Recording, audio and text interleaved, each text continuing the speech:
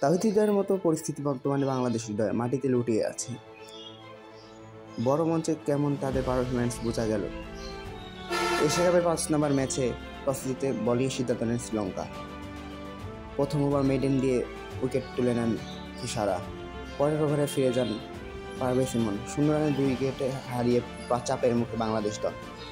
সেখান থেকে উঠে আসার চেষ্টা লিটন হৃদয় রান আউট হয়ে গেলেন।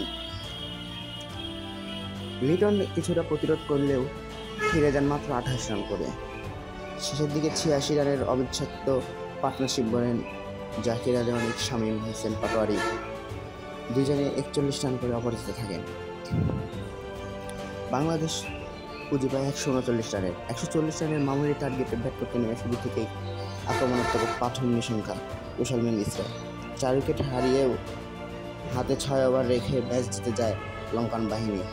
বাংলাদেশের সামনের প্রতিপক্ষ আফগানিস্তান, জিততেই হবে আফগানিস্তানের বিরুদ্ধে।